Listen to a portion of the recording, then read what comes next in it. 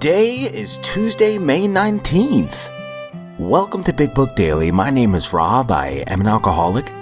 It is a thrill, honor, and joy to be here with you today as we journey through Chapter 9, The Family Afterward. That didn't feel right. As we journey through the Big Book and the 12 Steps and 12 Traditions.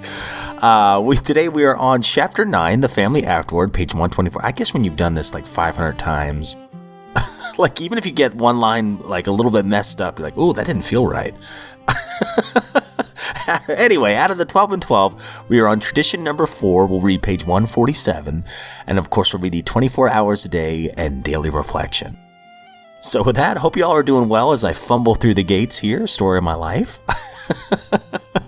Life is good over here. As a matter of fact, I'm recording this one once again at night because I'm staying up late again.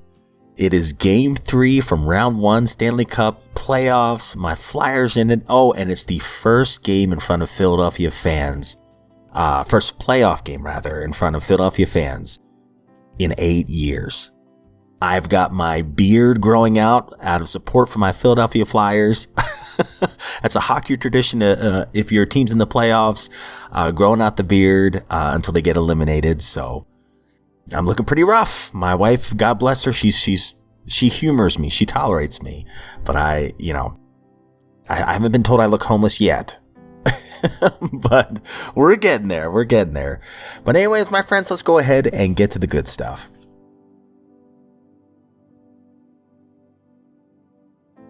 All right, my friends. So if you recall from yesterday's reading out of the Big Book and the Family Afterward, we were talking about how this takes time.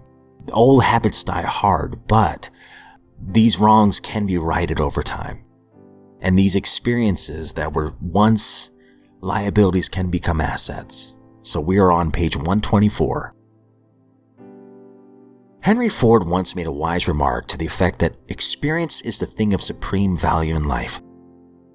That is true only if one is willing to turn the past to good account. We grow by our willingness to face and rectify errors and convert them into assets. The alcoholic's past thus becomes the principal asset of the family, and frequently, it is almost the only one. This painful past may be of infinite value to other families still struggling with their problem. We think each family which has been relieved owes something to those who have not. And when the occasion requires, each member of it should be only too willing to bring former mistakes, no matter how grievous, out of their hiding places. Showing others who suffer how we were given help is the very thing which makes life seem so worthwhile to us now. Cling to the thought that, in God's hands, the dark past is the greatest possession you have, the key to life and happiness for others. With it, you can avert death and misery for them.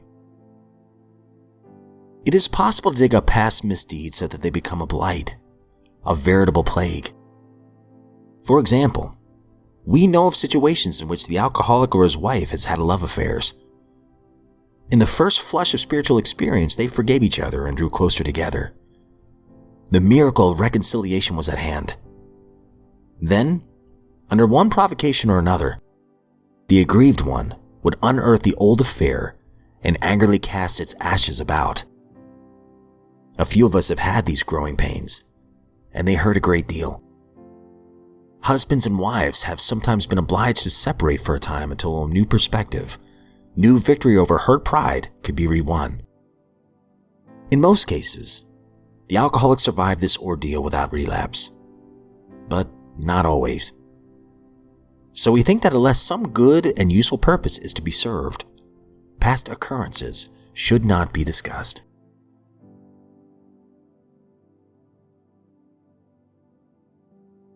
Out of the 12 and 12 are on tradition 4. Each group should be autonomous except in matters affecting other groups, or AA as a whole. Page 147.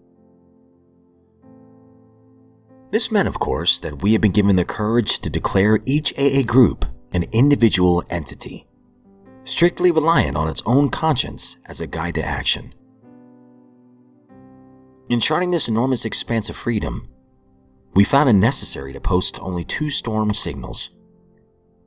A group ought not do anything which would greatly injure AA as a whole, nor ought it affiliate itself with anything or anybody else.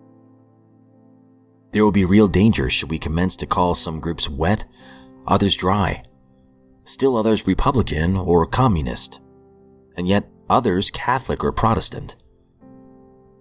The AA group would have to stick to its course or be hopelessly lost. Sobriety had to be its sole objective. In all other respects, there was perfect freedom of will and action. Every group had the right to be wrong. When AA was still young, lots of eager groups were forming.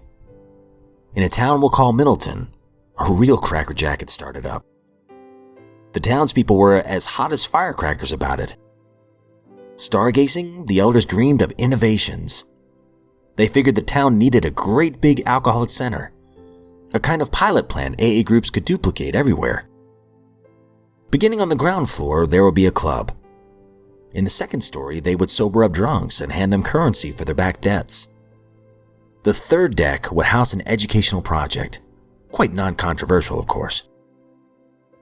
In imagination, the gleaming center was to go up several stories more, but 3 would do for a start. This would take a lot of money, other people's money. Believe it or not, wealthy townsfolk bought the idea.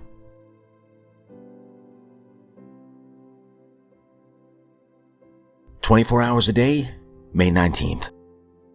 AA thought for the day. Fellowship is a big part of staying sober. The doctors call it group therapy. We never go to an AA meeting without taking something out of it. Sometimes we don't feel like going to a meeting and we think of excuses for not going. But we usually end up by going anyway. And we always get some lift out of every meeting. Meetings are part of keeping sober. And we get more out of a meeting if we try to contribute something to it. Am I contributing my share at meetings? Meditation for the day. He brought me up out of a horrible pit, out of the miry clay, and set my feet upon a rock and established my goings. The first part, he brought me up out of a horrible pit, means that by turning to God and putting my problems in His hands, I'm able to overcome my sins and temptations. He set my feet upon a rock means that when I trust God in all things, I have true security. He established my goings means that if I honestly try to live the way that God wants me to live, I will have God's guidance in my daily living. Prayer for the day. I pray that my feet may be set upon a rock. I pray that I may rely on God to guide my comings and goings.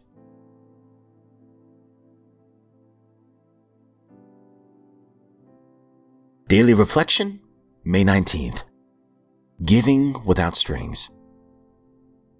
And he well knows that his own life has been made richer as an extra dividend of giving to another without any demand for a return. As Bill sees it, page 69. The concept of giving without strings was hard to understand when I first came into the program. I was suspicious when others wanted to help me. I thought, what do they want in return? But I soon learned the joy of helping another alcoholic, and I understood why they were there for me in the beginning. My attitudes changed, and I wanted to help others. Sometimes I became anxious as I wanted them to know the joys of sobriety, that life can be beautiful. When my life is full of a loving God of my understanding, and I give that love to my fellow alcoholic, I feel a special richness that is hard to explain.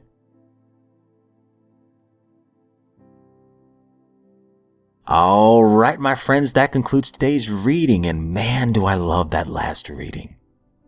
To give to somebody who could give you nothing back. I'm reminded of one time my family and I were struggling a little bit. And not to get too specific, but I remember a dear friend out of nowhere gave us some money. And I said, buddy, I will pay you back plus interest.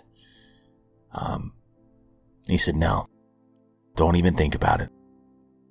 I said, please let me. He's like, no, Rob, that's God's money. And he wanted me to give it to you. And that always stood out to me.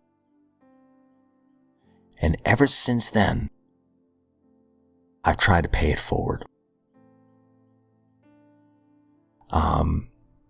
If I see someone and if I take my son with me, and I'm afraid to even say it because I feel like by saying it, I'm kind of bragging about it. So maybe I shouldn't, but let me just put it this way.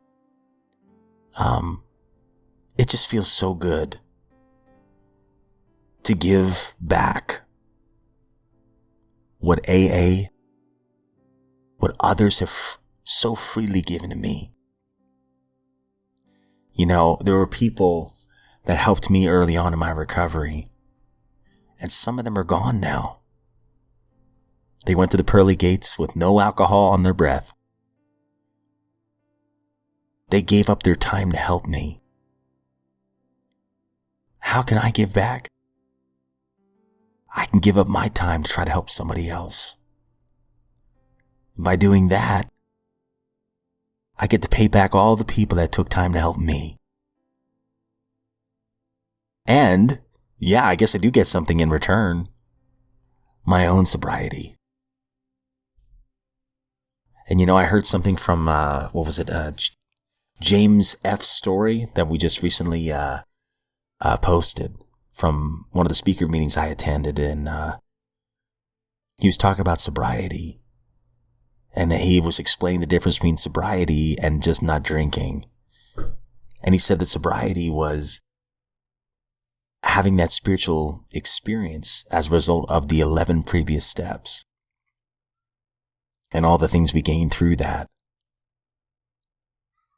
So yeah, you betcha. When I work with others, somehow I gain a lot of things, but that's not the motivation. It's to give back what's so freely been given me. And they always say, you can't keep it unless you give it away. I think that is such a beautiful saying right there. And you hear a lot of these God stories, anytime somebody shares their experience, strength, and hope, and you realize it does take a village.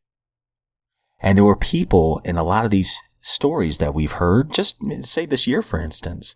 Like I think of Hilda's story, I think of Chrissy's story and so many others.